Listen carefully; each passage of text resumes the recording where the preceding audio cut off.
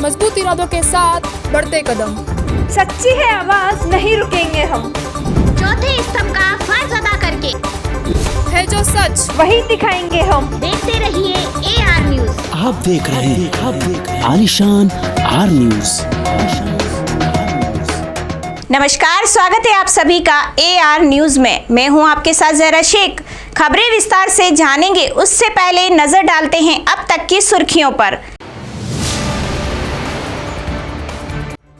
नगर निगम के 272 प्लॉट घोटाला मामला, मुख्यमंत्री गहलोत के आदेश के बाद अब SOG करेगी जांच। मुख्यमंत्री पद के लिए 20 दूल्हे और एक लुटेरी दुल्हन चुनाव लड़ने को तैयार। RLP के हनुमान बेनीवाल ने किया कटाक्ष।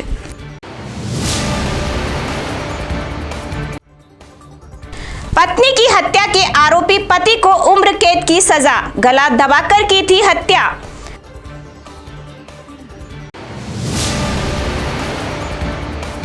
फतेह सागर में फिर से चलेगी स्पीड बोट, कोर्ट ने दिया आदेश, उम्मीद है कोई हादसा ना हो। अब खबरें विस्तार से। सबसे पहले बात करते हैं नगर निगम में हुए घोटाले की। नगर निगम के 272 प्लॉट खुद गुर्द कर करोड़ों के घोटाले की जांच अब राजस्थान पुलिस की SOG टीम करेगी। मुख्यमंत्री अशोक गहलोत के आदेश के बाद अब जांच SOG को सौंप दी गई है। जयपुर SOG मुख्यालय में पोस्टेड एडिशनल SP ने मामले की जांच शुरू कर दी है। जानकारी के अनुसार मामले की जांच SOG को सौंपे जाने के साथ ही उदयपुर नगर निगम के प्लॉट पर अवैध रूप से कब्जा करने वालों सहित नगर निगम के कई कर्मचारियों की नींद उड़ गई है। हालांकि नगर निगम ने खुद कब्जा करने वालों के खिलाफ मामला दर्ज करवा दिया है, मगर राज्य स्तरीय जांच में अब नगर निगम के कर्मचारी भी दायरे में आएंगे। मामले में कई कर्मचारियों की मिलीभगत से इन प्लॉट्स को खुर्द-बुर्द किए जाने की बात सामने आ रही है। बता दें कि पिछले दिनों उदयपुर आए मुख्यमंत्री अशोक गहलोत को कांग्रेस नेताओं ने परिवाद देकर नगर निगम के प्लॉट मामले में कार्रवाई की मांग की थी। इसके बाद ही जाँच SOG को सौंपी गई। UIT ने 2004 में निगम को 30 कॉलोनी सौंपी थी। इनमें 272 प्लॉट भी थे, मगर नगर निगम को ये भूखंड दिए जाने के बाद उन पर कब्जे हो गए। 3 महीने पहले मनोनीत पार्षद ने इन भूखंडों को अधिकारियों और रसूखदार लोगों की मदद से आनन फानन में कार्रवाई शुरू की। कुछ प्लॉट्स की लीज निरस्त की तो कुछ पर अपने कब्जे के बोर्ड लगा दिए। इसके बाद निगम ने कमेटी बनाकर जांच का फैसला लिया। जांच में सामने आया कि 88 प्लॉट की जानकारी निगम को नहीं है। प्रदेश में इन दिनों मुख्यमंत्री अशोक गहलोत अपनी ही पार्टी कांग्रेस को खत्म करने में लगे हुए हैं, तो विधानसभा चुनाव से पहले भाजपा में मुख्यमंत्री पद के लिए 20 दूल्हे और एक लुटेरी दुल्हन चुनाव लड़ने को तैयार है। लेकिन इस बार प्रदेश की जनता तीसरे विकल्प को तलाश कर रही है। इसके रूप में राष्ट्रीय लोकतांत्रिक पार्टी को मौका मिलेगा। यह बात पार्टी के मुखिया हनुमान बेनीवाल ने कही। उदयपुर सर्किट हाउस में मंगलवार दोपहर मीडिया कर्मियों से बातचीत करते हुए बेनीवाल ने प्रदेश की गहलोत और केंद्र की मोदी सरकार पर जमकर निशाना साधा। बेनीवाल ने प्रदेश में बढ़ रहे अपराध के लिए पूर्ण रूप से गहलोत सरकार को जिम्मेदार ठहराया, तो दूसरी ओर महिला अपराध में उत्तर प्रदेश, बिहार, मध्य प्रदेश को पीछे छोड़कर राजस्थान के आगे निकलने पर कटाक्ष किया। यहाँ पर मजबूत कानून व्यवस्था को लागू करने की ज़रूरत है। प्रदेश के हालात पर चिंता जाहिर करते हुए बेनीवाल ने कहा कि गहलोत और वसुंधरा राजे के बीच गठजोड़ है। बेरोजगारी के मामले में मोदी और गहलोत सरकार पूरी तरह से फेल रहे हैं और उसका परिणाम यह है कि प्रदेश में युवाओं को दर दर की ठोकरें खाने पर मजबूर होना पड़ रहा है। बिजली कटौती को लेकर बेनीवाल ने मोदी और गहलोत पर कठोर शब्दों के बाण चलाए। बेनीवाल ने कहा, जो हमारा अन्नदाता है उसे केवल 4 घंटे बिजली मिल रही है, यह कहाँ का न्याय है। उन्होंने प्रदेश की जनता को सरकार की ओर से 3 तरह से लूटने की बात कही। पार्टी बनाई है और भाजपा के साथ कोई गठबंधन राजस्थान के अंदर नहीं होगा। अकेली RLP पार्टी राजस्थान के अंदर लड़ेगी। परिणाम चाहे कुछ भी हो, लड़ाई हम लड़ेंगे जोरदार ढंग से। राजस्थान लड़ा था, 57 सीट पे लड़े, 9 लाख के लगभग वोट लिए, 25 सीटों में अच्छे वोट लिए। कई जगह हम चुनाव लड़ा नहीं पाए क्योंकि चुनाव एन वक्त पे पार्टी बनाने के 20 दिन बाद ही फार्म भरने की तारीख आ गई थी। अब की बार 200 सीटों में राष्ट्रीय लोकतांत्रिक पार्टी चुनाव लड़ेगी। बेनीवाल जी, मुख्यमंत्री कह रहे हैं कि मेरा इस्तीफा सोनिया गांधी जी के पास रखा हुआ है। हाँ, क्या देख रहे हो आप? नहीं, वो तो ठीक है, रखा ही सही है। कांग्रेस के तो सारे इस्तीफे और बीजेपी के इस्तीफे ऊपर ही रखे होते हैं। जब उनका मन हो हटा दे, नहीं भी दे इस्तीफा तो भी बर्खास्त कर दे, वो तो सारी पावर होती है। उनके पास। तो राजस्थान सरकार भी करौली की हिंसा में दोषी है, लेकिन ये कह देना कि हम सही हैं बीजेपी के लोगों, ये गलत है, क्योंकि मंदिर उन्होंने भी तोड़े थे। और यूनुस खान जो वसुंधरा का सबसे नज़दीक था और किस तरह अपने ऑफिस में बैठ के किस तरह की बात करता था और किस तरह संघ के पदाधिकारियों को पीछे से लात मार कर बाहर निकाला था उसने कईयों को। मेरे पास तो सारी बातें हैं, जब आप कह रहे हो तो ये सुन लो, ये सारी बात। RSS के लोगों को लिख के रखा था कि संघ के लोग आए नहीं, ध्यान रखना, उनको मिलना नहीं। और ये भी शासन हमने देखा। कटारी जी गृह मंत्री थे, उनके हाथ में क्या था? वो सिक्योरिटी के 2 सिपाही नहीं लगा सकते थे। राजसमंद जिला सेशन न्यायाधीश अनंत भंडारी ने अपनी ही पत्नी की हत्या के आरोपी पति को आजीवन कारावास से दंडित किया है। साथ ही आरोपी पर 5,000 रुपए का आर्थिक जुर्माना भी लगाया है। लोक अभियोजक जयदेव कच्छावा ने बताया कि 26 दिसंबर 2017 को प्रार्थी पुराराम भील ने केलवा थाने पर रिपोर्ट दी, जिसमें बताया गया कि उसकी बहन पनकी बाई का नाता 20 साल पहले भीलवाड़ा निवासी अंबालाल के साथ कराया था। तब से उसकी बहन ससुराल ही रह रही थी। उसकी 2 लड़कियां और 2 लड़के हैं। अंबालाल आए दिन उसकी बहन के साथ मारपीट करता था। 25 दिसंबर को अंबालाल ने फ़ोन पर पुराराम को धमकी दी कि उसकी बहन को मेरे घर से लेके चले जाओ, नहीं तो उसे जान से मार देगा।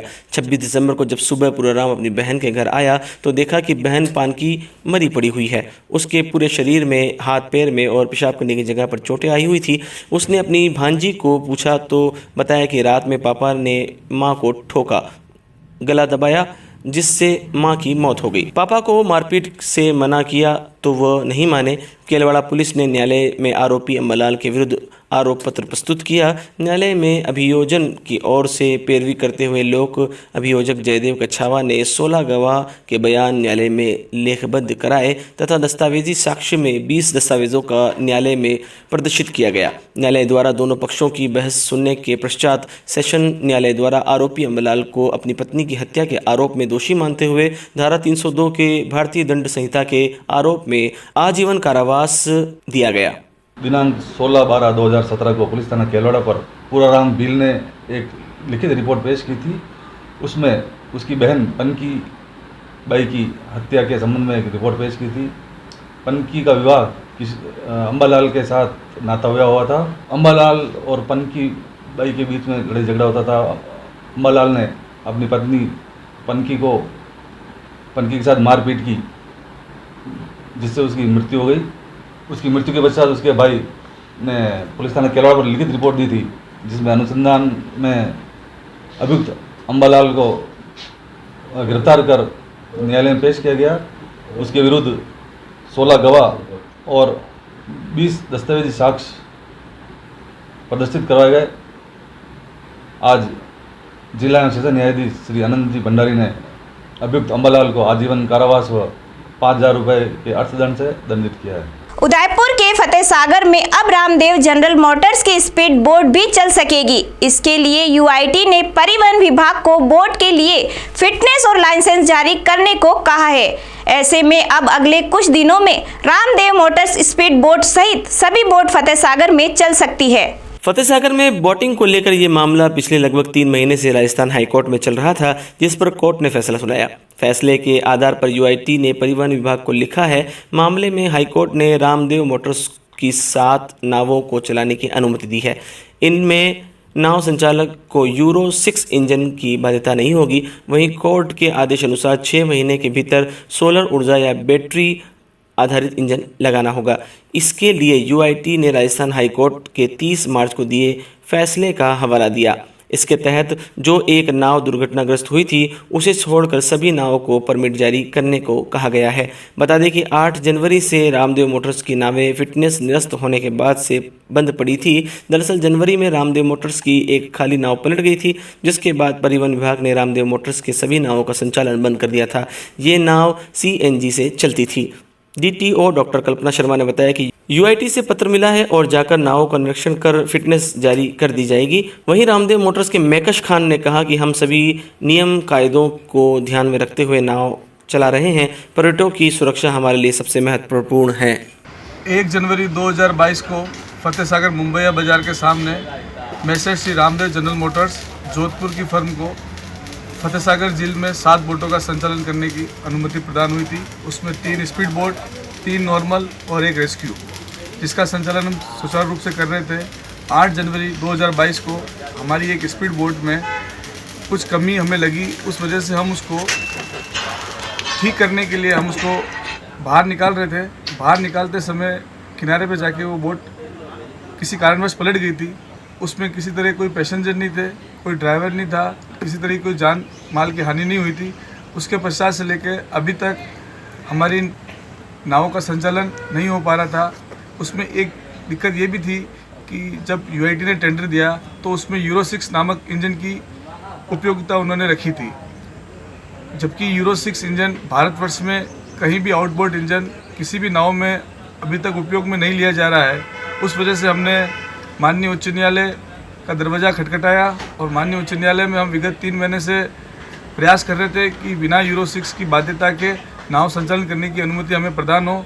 तो माननीय उच्च न्यायालय ने हमारी बातों को देखते हुए, हमने उनके सामने हमारे सारे प्रस्ताव रखे, उसको देखते हुए माननीय उच्च न्यायालय ने अब हमें फतेहसागर झील में बिना यूरो 6 की बाध्यता के पेट्रोल इंजन से नाव संचालन करने की अनुमति प्रदान कर दी है। उदयपुर में सेन समाज के आदरणीय व प्रथम पूज्य सेन जी महाराज की 722वीं जयंती की पूर्व संध्या पर सेन समाज के सभी संगठनों के तत्वाधान में विशाल वाहन रैली का आयोजन किया गया। वाहन रैली का आयोजन सेन शोर कलाकार मंडल के तत्वाधान में किया गया। सेन समाज के वशिष्ठ अशोक पलिवाल ने बताया कि सेन जी महाराज की 722वीं जयंती के पूर्व संध्या पर विशाल वाहन रैली का आयोजन किया गया है।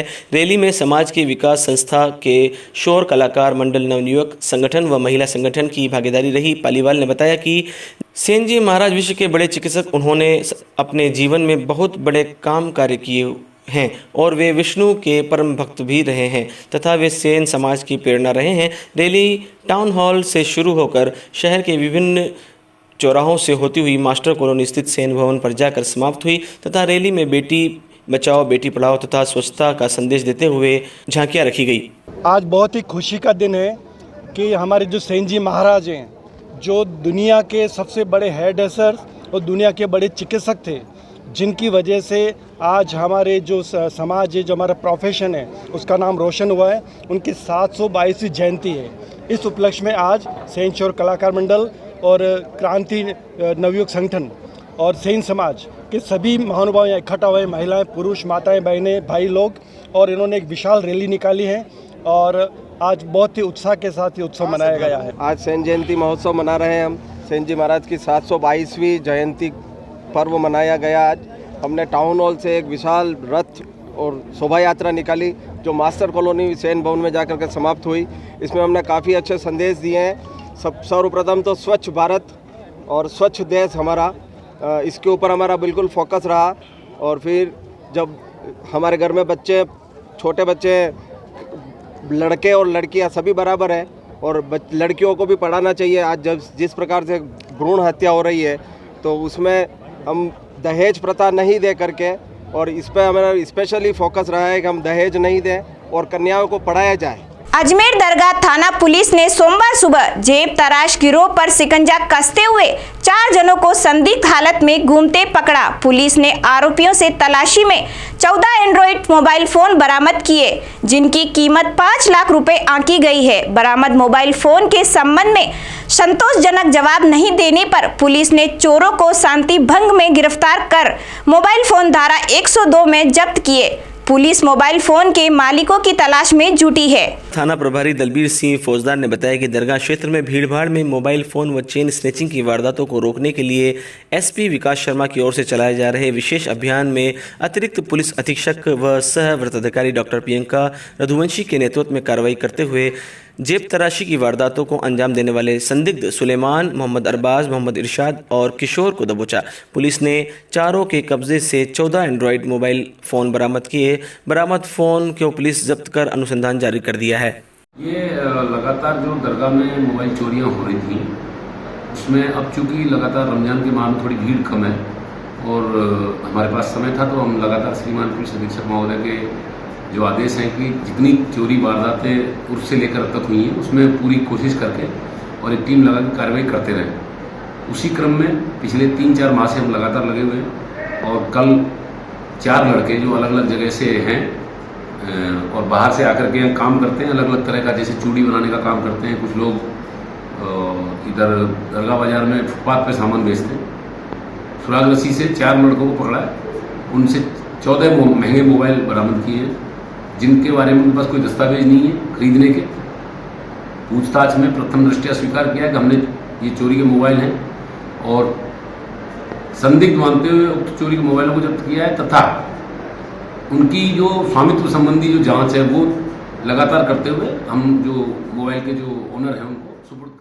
उदयपुर में सूरजपोल इलाके में मंगलवार सुबह एक ट्रांसफार्मर में शॉर्ट सर्किट से आग लग गई। क्षेत्रवासियों ने इसकी सूचना आरएसईबी विभाग को दी, लेकिन करीब 2 घंटे तक कोई कर्मचारी मौके पर नहीं पहुंचा। अधिकारियों और कर्मचारियों की लापरवाही से कोई बड़ा हादसा सामने आ सकता है। सुबह कांजी का हाटा में अचानक एक डीपी ने स्पार्किंग के बाद आग पकड़ ली, जो धीरे धीरे बढ़ती रही। क्षेत्रवासियों ने इसकी सूचना विभाग को दी, लेकिन 2 घंटे तक कोई कर्मचारी मौके पर नहीं पहुंचा। विद्युत पोल में हुई इस आगजनी और स्पार्किंग के बाद से ही क्षेत्रवासियों में आक्रोश है। लोगों का कहना है कि अंदरूनी शहर का रिहायशी इलाका होने की वजह से सभी घर पास पास बने हुए हैं। ऐसे में अगर कोई बड़ा हादसा हो जाए तो इसका जिम्मेदार कौन होगा। राजसमंद जिला मुख्यालय पर कृषि विज्ञान केंद्र पर कृषि मेले का आयोजन हुआ, जिसमें उपस्थित किसानों को खेती करने के नए तरीके बताए। साथ ही किसानों को कम पानी में अधिक उपज कैसे कमाए के बारे में विस्तार से जानकारी दी। किसान मेले में जिले भर से आए किसानों को खेती करते समय फसलों को पानी कितना देना चाहिए के बारे में विस्तार से जानकारी दी। किसानों को बताया कि फसलों की ज़्यादा मात्रा में पानी देने से फसल खराब हो जाती है। फसल को पानी की ज़रूरत है या नहीं, इसके बारे में पता करने के लिए आपको खेत में फसल के पास से अंगुली डालकर मिट्टी निकालनी है और उसे लड्डू की तरह बनाना है और उस लड्डू को नीचे डालेंगे और अगर वह बिखर जाता है तो समझ जाइए कि फसल को पानी की ज़रूरत है, और अगर वह नहीं बिखरता है तो समझ जाइए कि अभी पानी देने की ज़रूरत नहीं है। कृषि विज्ञान केंद्र जिला समन्वयक पीसी रेगर ने बताया कि किसान मेले में जिले के सभी किसान भाग ले रहे हैं। कार्यक्रम में कुलदीप, डॉक्टर नरेंद्र राठौर, निदेशक RA कौशिक द्वारा जिले के प्रगतिशील इलाकों का सम्मान किया गया और उसमें हमारे ज़िले के जो प्रगतिशील किसान हैं उनका सम्मान समारोह भी हमने इसमें आयोजित किया है। और इसके अलावा किसानों को उन्नत तकनीकी और जल संरक्षण की तकनीकी को कैसे किसान अपनाएं, वो इस मेले का विशेष आकर्षण इस बार रखा है। तो हमारे ज़िले के सभी किसान भाई जोर शोर से पधार रहे हैं और इस मेले का बिल्कुल आनंद उठा रहे हैं। और इसमें किसानों को, जो भी किसान भाई आए, इनको नए समन्वित कृषि, जैविक खेती, प्राकृतिक खेती, इन सब की विस्तृत रूप से जानकारी प्रदान की जाएगी। झालावाड़ बारा सांसद दुष्यंत सिंह आज एक दिवसीय दौरे पर झालावाड़ पहुंचे। इस दौरान सांसद दुष्यंत सिंह ने जिले में बढ़ते पेयजल संकट को लेकर मिनी सचिवालय सभागार में जिला स्तरीय अधिकारियों की बैठक ली। बैठक में जिला कलेक्टर भारती दीक्षित तथा विधायक गोविंद रानी पुरिया, नरेंद्र नागर तथा कालूराम मेघवाल सहित कई जनप्रतिनिधि गण भी मौजूद रहे। दोपहर करीब 1 बजे झालावाड़ मिनी सचिवालय पहुंचे सांसद दुष्यंत सिंह ने सभागार में पेयजल संकट को लेकर PHED और डिस्कॉम सहित विभिन्न विभागीय अधिकारियों की बैठक ली। इस दौरान जिले में विभिन्न ग्रामीण क्षेत्रों में एकांतरे जल आपूर्ति तथा कई क्षेत्रों में जल आपूर्ति नहीं मिल पाने को लेकर नाराजगी जताई। सांसद दुष्यंत सिंह ने इस दौरान PHED अधिकारियों को चिन्हित क्षेत्रों में टैंकरों से जलापूर्ति करने के निर्देश दिए। इस दौरान सांसद दुष्यंत सिंह जल जीवन मिशन तथा अमृत योजना के क्रियान्वयन में हो रही देरी को लेकर भी काफ़ी नाराज़गी जताई और PHED अधिकारियों को जमकर लताड़ा। बाद में सांसद दुष्यंत सिंह ने डिस्कॉम के अधीक्षण अभियंता के शुक्ला को भी जमकर फटकार लगाई और अघोषित बिजली आपूर्ति के कारण पेयजल आपूर्ति में आ रही बाधा तथा सिंचाई कार्यों में भी किसानों को हो रही परेशानी को लेकर विद्युत आपूर्ति में सुधार करने के निर्देश दिए। सांसद दुष्यंत सिंह ने मीडिया से बात करते हुए कहा कि मुख्यमंत्री अशोक गहलोत के कार्यकाल में झालावाड़ जिले में विकास कार्यों को अवरुद्ध कर दिया गया है। यहाँ तक कि खनन मंत्री के प्रभारी रहने के दौरान यहाँ अवैध गिट्टी क्रशरों का संचालन हो रहा है। जनता इन सब चीज़ों को समझ रही है। जिला स्तरीय बैठक से पहले सांसद दुष्यंत सिंह कृषि विज्ञान केंद्र पहुंचे, जहां किसानों की भागीदारी प्राथमिकता हमारी किसान मेले में शिरकत की और विभिन्न चयनित किसानों को सम्मानित भी किया। इस दौरान सांसद दुष्यंत सिंह ने किसान मेले का अवलोकन भी किया। ये वो चाहते हैं कि उसकी अवधि बढ़ाएं, पर वर्तमान की सरकार ने कुछ काम नहीं किया है और रोड टूटे हुए हैं, बिजली की समस्या है और पानी लोगों को जो मिलना चाहिए वो पानी नहीं मिल रहा। और इतनी बुरी हालत है कि ये बुरी हालत ये कभी अपन ने कभी देखी नहीं है। सभी माता बहनें बोल रही हैं, युवा बोल रहे हैं, अंतिम छोड़कर अंतिम व्यक्ति बोल रहा है आज़ादी के 75 वर्ष में इतनी बुरी हालत है कि अशोक गहलोत की सरकार में बड़ी बुरी हालत है। ये बात करने के लिए ये अपने मीटिंग रखी थी और सबने देखा है, पत्रकारों ने देखा है कि ये बुरी तरह से हमारे ज़िले को प्रगति की तरफ कुछ काम नहीं किया गया है। और मुझे कल ही पता चला है कि यहाँ खनन मंत्री के समय पे यहाँ अवैध क्रशर लगाए हुए हैं और जो अवैध क्रशर लगाते हुए उसको मुख्यमंत्री जी ने बंद कराए हैं। इसके बारे में मुझे लोगों ने बताया है। अजमेर विकास मंडल की ओर से जिला कलेक्टर अजमेर को एक ज्ञापन सौंपा गया, जिसमें अध्यक्ष दिलीप कुमार टोपीवाला ने बताया कि टाटा पावर ने कई इलाकों में ट्रांसफार्मर के चारों ओर सेफ्टी जाली लगाई है, लेकिन शहर के भीड़ भाड़ वाले क्षेत्रों तथा अन्य क्षेत्रों में ट्रांसफार्मर जिनके नीचे जलने की कई घटनाएं हो चुकी है तथा हो सकती है में जाली से कवर नहीं किया है।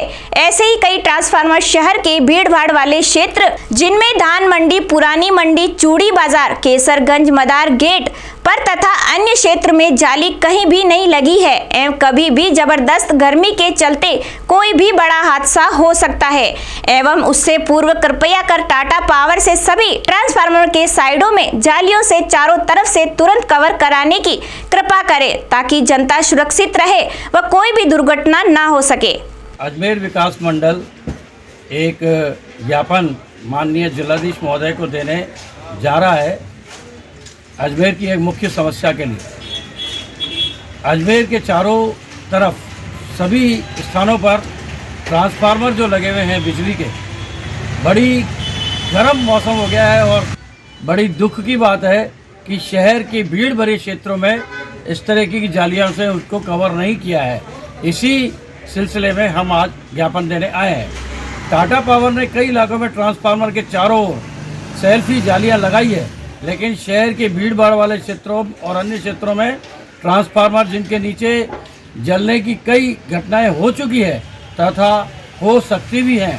मोहनलाल सुखाड़िया विश्वविद्यालय द्वारा हाल ही में जारी किए गए BA BCom परीक्षा टाइम टेबल में संशोधन की मांग को लेकर कॉमर्स कॉलेज के छात्रों ने परीक्षा नियंत्रक को ज्ञापन सौंपा। छात्र नेता रौनक राज सिंह ने बताया कि हाल ही में विश्वविद्यालय द्वारा BCom के प्रथम, द्वितीय और तृतीय वर्ष की परीक्षा का टाइम टेबल जारी किया है, जिसमें कुछ परीक्षाएं वाणिज्य संकाय के CA और CS के छात्र है और एक ही दिन में 2 परीक्षाएं देना संभव नहीं है। ऐसे में 25 अप्रैल को जारी किए गए टाइम टेबल CA और CS परीक्षा का टाइम टेबल में मिलान कर टाइम टेबल को संशोधित किया जाए। मेरा नाम रौनक राज सिंह शक्तावत है। आज हम समस्त छात्र आज यहाँ पर इसलिए उपस्थित हुए हैं, कल दिनांक 25 अप्रैल को जो टाइम टेबल जारी किया गया है BCom प्रथम वर्ष, द्वितीय और तृतीय वर्ष का, जो मैं पहले भी परीक्षा नियंत्रक महोदय से मिलकर बात कर चुका था। जो CA एंड CS फाउंडेशन का जो परीक्षा होगी उन दोनों का समय एक साथ ना हो, उस कारण मैं पहले भी मुलाकात कर चुका था, परंतु जब कल जो टाइम टेबल आया है वो और CS की फाउंडेशन की दोनों परीक्षा दोनों एक ही दिन है, जो छात्रों का एक साथ 2 परीक्षा देना कतई संभव नहीं है। चलते चलते नजर डालते हैं अब तक की सुर्खियों पर। नगर निगम के 272 प्लॉट घोटाला मामला, मुख्यमंत्री गहलोत के आदेश के बाद अब SOG करेगी जांच। मुख्यमंत्री पद के लिए 20 दूल्हे और एक लुटेरी दुल्हन चुनाव लड़ने को तैयार, RLP के हनुमान बेनीवाल ने किया कटाक्ष।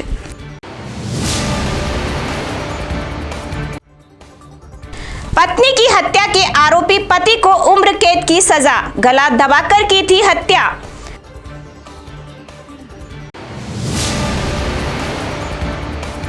फतेह सागर में फिर से चलेगी स्पीड बोट, कोर्ट ने दिया आदेश, उम्मीद है कोई हादसा ना हो।